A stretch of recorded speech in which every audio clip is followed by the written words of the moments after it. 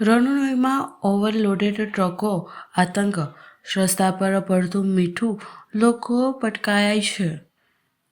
વડોદરાના રણુલી વિસ્તારમાં આવેલ GSCL પ્લાન્ટ તરફ જતા માર્ગ પર ઓવરલોડેડ ટ્રકો હવે જાહેર સુરક્ષા માટે ગંભીર ખતરો બની રહ્યા છે.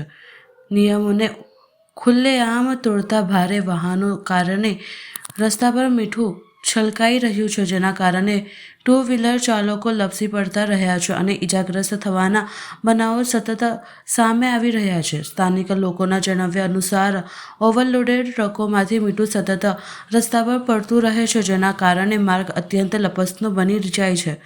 પરિણામે સામાન્ય નાગરિકો અચાનક સંતુલન ગુમાવી પડે છે. છતાં પણ જોખમી પરિસ્થિતિ સામે કોઈ કાયમી અને અસરકારક પગલાં લેવાતા નથી. સૌથી ગંભીર બાબત એ છે કે જ્યારે RTO દ્વારા ચેકિંગ કે તપાસ થાય છે ત્યારે આવા ઓવરલોડેડ વાહનો અચાનક નજરમાંથી ગાયબ થઈ જાય છે. જ્યારે સામાન્ય દિવસમાં આ જ માર્ગ પર નિયમભંગ કરતા ટ્રકો બેફામ રીતે દોડતા જોવા મળે છે, જેના કારણે RTO કંપની અને ટ્રાન્સપોર્ટેશન વચ્ચે શંકાસ્પદ ગોઠવણ હોવાની ગંભીર આશંકા વ્યક્ત કરવામાં આવી રહી છે. સ્થાનિકમાં હવે ખુલ્લેઆમ પ્રશ્ન ઉઠી રહ્યો છે કે કોના ઇશારે RTO અને ટ્રાફિક પોલીસ આ ખતરનાક ઓવરલોડેડ વાહનો કાર્યવાહી લેતી નથી? જો નિયમો હોય છતાં પણ અમલ ન થાય તો તેની જવાબદારી કોણ લેશે? આપ જાણો છો કે છેલ્લા ઘણા સમયથી વડોદરામાં રોડ સેફટીની વાતો થતી હોય છે, પણ કંઈક ને કંઈક એક્સિડન્ટ થતા હોય છે. હેવી વ્હીકલોની બેદરકારી, બસની બેદરકારી હોય કે પછી જે પણ રસ્તાઓ પર જે પણ વ્હીકલો જતા હોય છે, જે આડેધડ પાર્ક કરવામાં આવતા હોય છે, એ દરેકની બેદરકારીના લીધે ઘણા એક્સિડન્ટો થતા હોય છે.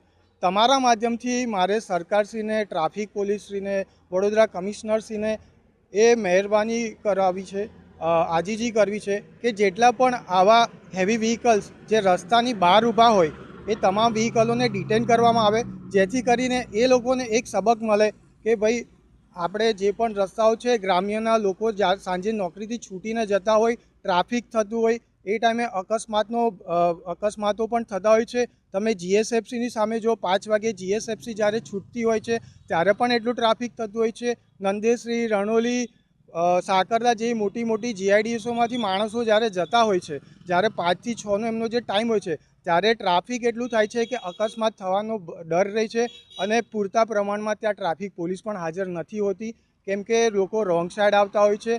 એટલે મારા તમારા માધ્યમથી એટલું જ કહેવું છે કે તમે જેટલા પણ વ્હીકલો જે હેવી છે, જે કંપનીઓની બહાર ઊભા હોય છે, જે કંપનીની પ્રેમાઇસીસમાં નથી હોતા, જે હાઈવેની પ્રેમાઇસીસમાં હોય છે, એ તમામને ડિટેન કરવામાં આવે.